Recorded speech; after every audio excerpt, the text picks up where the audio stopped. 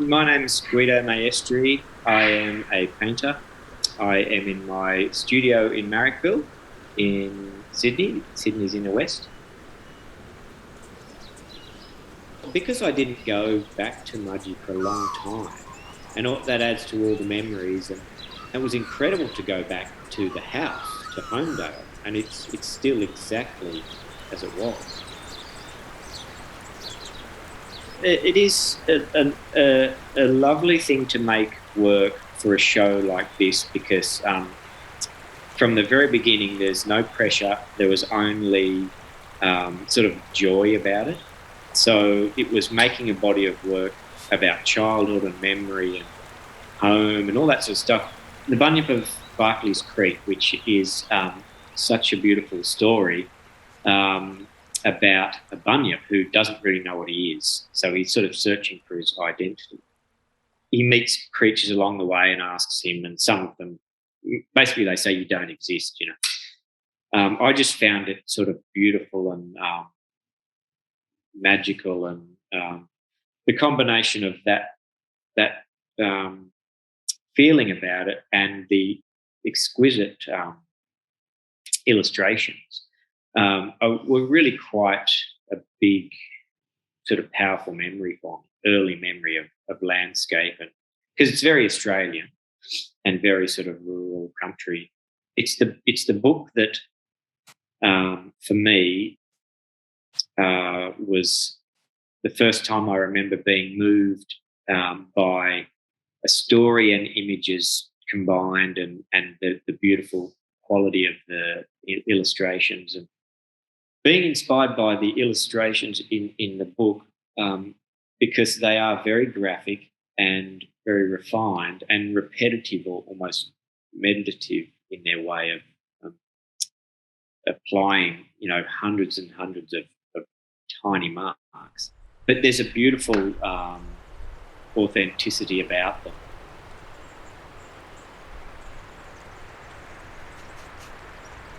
Oil paint is so beautiful in that it stays wet for a long time, so there's no rush. You can, the way it mixes is beautiful. The way you can combine, opaque or transparent pigments together, and what happens with them. So it's so luscious, and so you can. There's a lot of experimenting and letting the material do what it does, and then there's a lot of controlling, understanding how to control it as well. So it's a bit of both, but really just putting the paint on with things that aren't paintbrushes. So really, and bits of cardboard or bits of rubber or scrapers or fingers or any of those sorts of things, and just seeing what you can do with it and how you can manipulate it, and then also letting it lead as well. And it's just one of those, it's just experimenting with it. I like the combination of everything. I still like the refinement of using a paintbrush and rendering something beautifully, and all those things are still in the work. Most of the work is not preconceived, or no studies. It's just literally start. So, and a lot of them have a similar composition.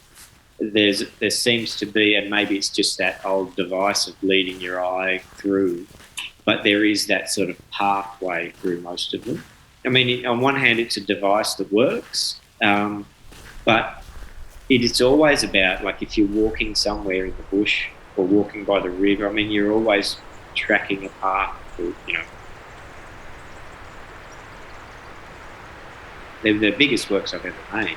You get really close to them and they go beyond your peripheral vision, and then you really are immersed in this thing. And it's fun and interesting to be really close to. I wanted to make some elements of the paintings into 3D, but I wanted to make them like those dinosaur skeleton toys that we used to have as kids. As we were doing it, it just grew into this garden.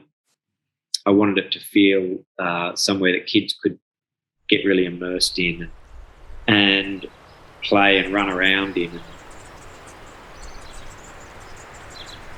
continuing on from this sort of almost dreaming up work in the studio, I'm now collaging images and bringing together information in that sort of way, which is from images I've taken or paintings I've made from various places. So it's, again, I guess, not being able to go anywhere.